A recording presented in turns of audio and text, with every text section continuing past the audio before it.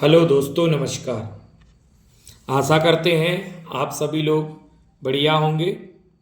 तो हमारा जो हिंदी व्याकरण में टॉपिक चल रहा था संज्ञा से लेकर अवयव तक, आज हम आपको बताने वाले हैं संज्ञा यानी नाउन के बारे में। इससे पहले मैंने आपको जो पद के भेद होते हैं वो सारे आपको बताए थे। संज्ञा, सर्वनाम, विशेषण, क्रिया और अव्यय। आज हम आपको संज्ञा लेकर आए हैं। तो संज्ञा क्या होती है? नाउन संज्ञा। संज्ञा किसी भी व्यक्ति, वस्तु, भाव, स्थान आदि के नाम को संज्ञा कहते हैं। क्या कहते हैं? संज्ञा। संज्ञा के दो भाग हैं, एक व्युत्पत्ति के आधार पर और दूसरी अर्थ के आधार पर। व्युत्पत्ति के आधार पर और अर्थ के आधार पर। व्युत्पत्ति के आधार पर संज्ञा तीन प्रकार की है, रूढ़, यौगिक, योगरूढ़। और अर्थ के आधार पर संज्ञा पांच प्रकार की है, जातिवाचक, व्यक्तिवाचक, द्रव्यवाचक, समूहवाचक और भाववाचक। तो देखिए, व्युत्पत्ति के आधार पर जो संज्ञा तीन प्रकार की है उसमें एक रूढ़, यौगिक और योगरूढ़। तो रूढ़ शब्द वे होते हैं या रूढ़ संज्ञा वे होती है जिसके खंड करने पर कोई अर्थ नहीं होता और मिला देने पर एक विशेष अर्थ बन जाता है। जैसे कि कृष्ण, अगर कृष्ण में हम इनको क्र और ण अलग कर दें तो कोई अर्थ नहीं होगा। यमुना, पशु, घर, महिष, इनको अलग करने पर कोई अर्थ नहीं होगा। जैसे कि दूसरा यौगिक।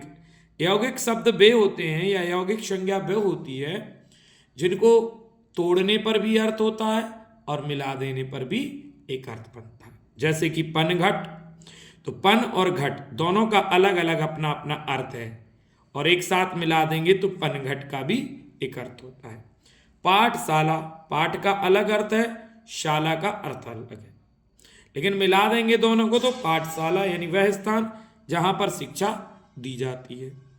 विद्यालय, विद्या धन आलय, तो विद्या का भी अलग स्थान और आलय का भी अलग स्थान, लेकिन मिलाएंगे तो वह स्थान हो जाएगा जहां पर विद्या दी जाती है। ऐसे गौशाला, गौ का मतलब गाय, शाला का मतलब जहां रहती हैं, तो गौशाला यानी दोनों का अर्थ अलग अलग है और मिलाने पर भी एक विशेष अर्थ होता है। इसी तरीके से योगरूढ़। योगरूढ़ संज्ञा वो होती है जो दोनों पदों को छोड़कर एक तीसरा पद प्रधान हो जाता है। जैसे कि जलज, तो जलज माने जल में उत्पन्न होने वाला अर्थात कमल, तो इसमें एक तीसरा पद आ जाएगा कमल। पीतांबर अर्थात जो पीले वस्त्र धारण किए हो अर्थात कृष्ण, यानी पीतांबर को छोड़कर कृष्ण आ गया। लंबोदर, लंबा है जिसका उदर अर्थात गणेश जी। चंद्रशेखर, चंद्र है जिनके शिखर पर अर्थात शिव जी।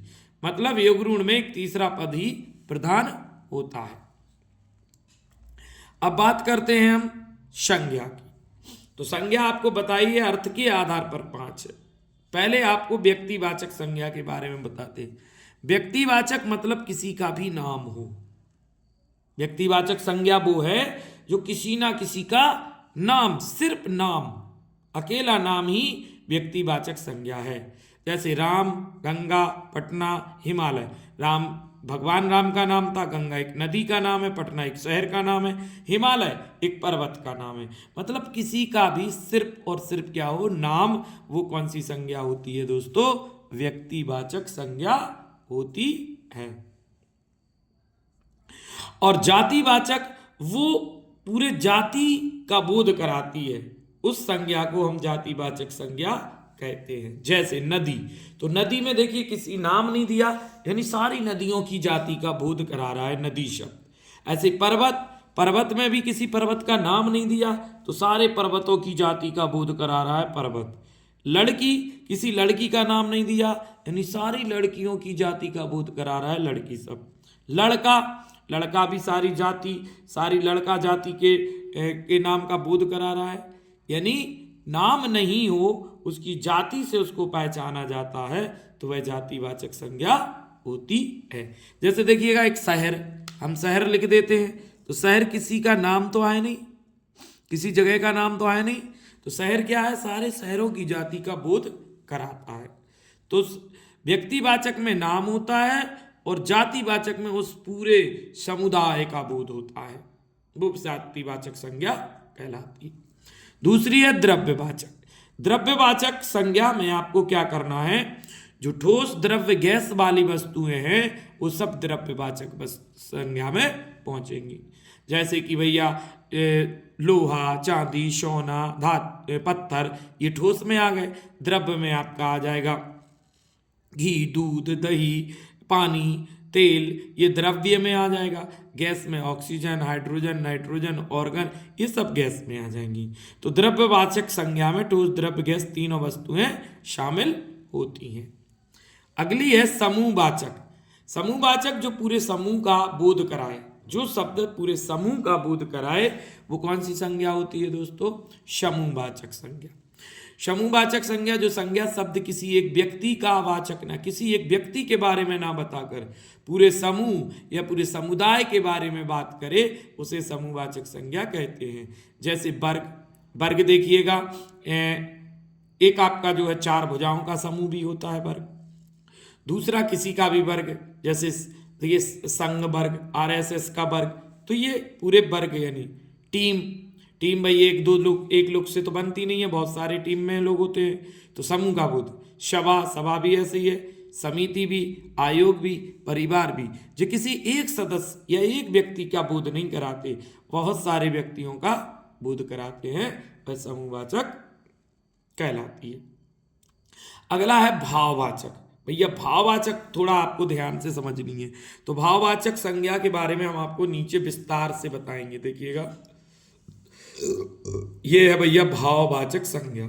होती क्या है, किसी भाव, गुण, दशा आदि का ज्ञान कराने वाले शब्द को भाववाचक संज्ञा कहते हैं। किस किस का, किसी के भाव का, किसी के गुण का, किसी के दशा का जो बोध कराए शब्द, वो भाववाचक संज्ञा कहलाते हैं। जैसे कि क्रोध, मिठास, यौवन, कालीमा आदि, ये भाववाचक संज्ञा।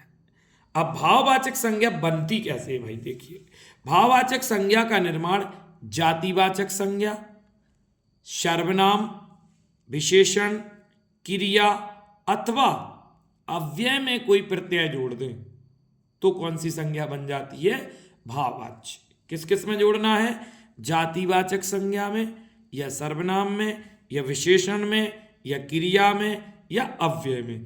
कोई भी पीछे प्रत्यय जुड़ जाए तो वो कौन सी संज्ञा बनेगी दोस्तों, भाव। कुछ प्रत्यय हमने आपको दिए हैं, आओ, त्वा, पन, अन, इमा, ई, ता, हट आदि प्रत्यय जोड़कर हम जो है जातिवाचक को भाव में बदल सकते हैं, सर्वनाम को भाव में बदल सकते हैं, विशेषण को भाव में, क्रिया को भाव में और अव्यय को भाव में।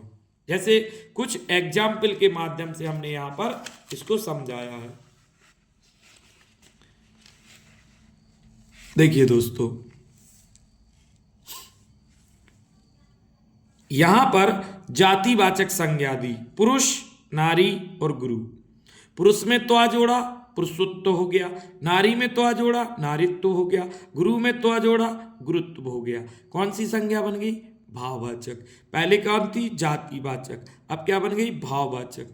इसी तरीके से सर्वनाम में देखिए, सर्वनाम जो सबके नाम होते वो सर्वनाम है। जैसे अपना, तो त्वा जोड़ा, अपनत्व हो गया। मम, मम में त्वा जोड़ गया, ममत्व। निज में त्वा जोड़ गया, निजत्व। मतलब त्वा जुड़ गया तो अब ये समझिए, ऐसा समझिए कोई प्रत्यय पीछे जुड़ा हो तो समझ जाइएगा कि वो भाववाचक संज्ञा हो। प्रत्यय काय में जुड़ा हो, जातिवाचक संज्ञा में, भाववाचक संज्ञा में, सर्वनाम में, जातिवाचक संज्ञा में, सर्वनाम में, विशेषण में और क्रिया में या अव्यय में। और एग्जाम्पल देखिए, सुंदर, सुंदर क्या है, एक विशेषण, ता जुड़ गया, सुंदरता क्या बन गया, भाव। वीर, वीर एक विशेषण है, ता या त्वा जोड़ने पर, ता जोड़ने में वीरता हुआ और त्वा जोड़ने में वीरत्व हुआ, क्या बन गया, भाव। धीर, ता या जोड़ने पर, तो ता जोड़ने पर धीरता और या जोड़ने पर धैर्य हो गया। तो मतलब विशेषण में भी कोई प्रत्यय जुड़ जाए तो भाव बन जाता है। इसी तरीके से और देखिए, सुंदर में या जुड़ गया सौंदर्य हो गया, ललित में या जुड़ गया ललित्य हो गया, लाल में ईमा जुड़ गया लालिमा हो गया। मतलब विशेषण में भी कोई प्रत्यय जुड़ जाए तो क्या बन जाता है दोस्तों, भाववाचक संज्ञा बन जाता है। नेक्स्ट और देखिएगा, क्रिया में भी कोई प्रत्यय जुड़ जाए तो भाव बन जाता है। जैसे घबराना क्या है, क्रिया, आट जुड़ गया घबराहट हो गया। थकना आन जुड़ गया थकान हो गया। चढ़ना आई जुड़ गया चढ़ाई हो गया। भटकना आओ जुड़ गया भटकाव हो गया।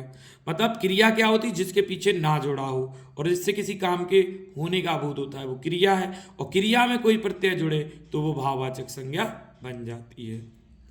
ऐसे देखिए, अव्यय में कोई प्रत्यय जुड़ जाए तो भी भाव बन जाता है। दूरी प्लस ई दूरी हो गया, दूर में ई जोड़ दिया तो दूरी हो गया। निकट में ता जोड़ दिया निकटता हो गया। नीचे में आई जोड़ दिया नीचाई हो गया। समीप में ता जोड़ दिया समीपता हो गया। क्या बन गया ये, अव्यय से भाव। तो आपको समझ में आ गया होगा भाव कब बनता है, जब जातिवाचक संज्ञा, सर्वनाम, विशेषण, क्रिया और अव्यय में कोई प्रत्यय जुड़ा हो तो भाववाचक संज्ञा बनती है। देखिए, संज्ञा के विशिष्ट प्रयोग। दोस्तों कभी कभी क्या होता है कि व्यक्तिवाचक संज्ञा की जगह जातिवाचक संज्ञा का प्रयोग हो जाता है। मतलब है व्यक्ति, है नाम, लेकिन वहां क्या लगेगी, जातिवाचक। जैसे कुछ एग्जाम्पल देखिए, आज के युग में भी हरिश्चंद्रों की कमी नहीं है। तो अब हरिश्चंद्र एक नाम है और नाम होना चाहिए तो व्यक्तिवाचक होना चाहिए, लेकिन यहां पर क्या है, हरिश्चंद्र किसी एक व्यक्ति के लिए नहीं है, हरिश्चंद्र जो सत्य बोलने वाले हैं उनके लिए इस हरिश्चंद्रों का इस्तेमाल हुआ है। अर्थात नाम होते हुए भी यहां पर जातिवाचक संज्ञा लगेगी। इसी तरीके से अगला एग्जाम्पल है, देश को हानि जयचंदों से होती है। तो देखिए, देश को हानि जयचंद, जयचंद भी जो देशद्रोही होते हैं। तो यहां जयचंद एक नाम होने के बाद भी यहां पर एक जाति का बोध कर रहा है, और किसकी जाति, जो देशद्रोही है उनकी जातियों का बोध कराता है जयचंद। तो यहां पर जयचंदों में क्या होगी, व्यक्तिवाचक नहीं होगी, जातिवाचक होगी। रामचरितमानस हिंदुओं की बाइबल है, तो बाइबल देखिए एक पुस्तक है, किसकी पुस्तक है, रामचरितमानस हिंदुओं की एक बाइबल है। तो बाइबल जो शब्द है वो हिंदुओं के लिए है, तो ये पूरे हिंदुओं की जाति का बोध कराता है, इसलिए बाइबल में क्या लगेगी, जातिवाचक संज्ञा। नेक्स्ट, कभी कभी क्या होता है दोस्तों, जातिवाचक संज्ञा की जगह व्यक्तिवाचक का प्रयोग हो जाता है। जैसे गोस्वामी जी ने रामचरितमानस की रचना की। अब भैया गोस्वामी तो एक, गोस्वामी तो जाति है, लेकिन जिसने रामचरित लिखी वो एक व्यक्ति थे, राज तुलसीदास जी, तो उनके लिए ये बात कही गई है, इसलिए गोस्वामी जाति की जगह पर व्यक्तिवाचक संज्ञा लगेगी। दूसरा, शुक्ल जी ने हिंदी साहित्य का इतिहास लिखा। देखिए, शुक्ल एक जाति है, लेकिन हिंदी साहित्य लिखने वाले एक ही व्यक्ति थे, वो थे आचार्य रामचंद्र शुक्ल। तो यहाँ शुक्ल जो शब्द है वो आचार्य रामचंद्र के लिए प्रयोग हो रहा है, तो यहाँ पर व्यक्तिवाचक संज्ञा होगी। ऐसे ही पंडित जी भारत के प्रथम प्रधानमंत्री थे। तो देखिए, पंडित जी एक जाति है, लेकिन पंडित जी जो प्रधानमंत्री थे वो जवाहरलाल नेहरू थे, तो ये पंडित जी शब्द जवाहरलाल नेहरू के लिए प्रयोग हुआ, इसलिए यहाँ पर जातिवाचक संज्ञा की जगह व्यक्तिवाचक संज्ञा लगेगी। दोस्तों आखिरी पॉइंट, संज्ञा और संज्ञा का पद परिचय। तो देखिए, एक वाक्य लिखा है, राम ने रावण को बाण से मारा। तो राम भैया एक संज्ञा है, संज्ञा कौन सी है, नाम है, तो नाम है तो कौन सी होगी, व्यक्तिवाचक। अब राम जो है पुल्लिंग है, क्योंकि एक व्यक्ति है, पुरुष जाति का बोध करा रहा है, पुल्लिंग है, पुरुष पुल्लिंग। कर्ता कारक है, क्योंकि काम को करने वाले हैं। लिंग इसमें पुल्लिंग है। वचन एक वचन है, क्योंकि अकेले राम है। तो इस तरीके से आप पद के परिचय कर सकते हैं। ऐसे रावण जो है व्यक्तिवाचक संज्ञा है, पुल्लिंग है, एक वचन है, लेकिन कर्म कारक है, क्योंकि राम ने किसको मारा, रावण को, तो यहां पर कारक कर्म हो जाएगा। बाण देखिए किसी का नाम नहीं दिया है, तो जातिवाचक हो जाएगी। कौन सी संज्ञा होगी, जातिवाचक। अब बाण से मारा तो एक बाण है, तो एक वचन हो जाएगा। लिंग आपका पुल्लिंग हो जाएगा, और ये आपका साधन है, तो ये आपका करण कारक हो जाएगा। इस तरीके से हम पद की परिचय करते हैं। तो दोस्तों वीडियो अगर आपको पसंद आया हो तो वीडियो को लाइक करें, सब्सक्राइब करें, कमेंट करें, बेल आइकन जरूर दबाएं, जिससे नई वीडियो बनाने में हमें मोटिवेशन मिले, और वीडियो को अधिक से अधिक लोगों तक शेयर जरूर करें। जय हिंद, जय भारत। मिलते हैं अगली वीडियो में अगले टॉपिक के साथ। जय हिंद, जय भारत।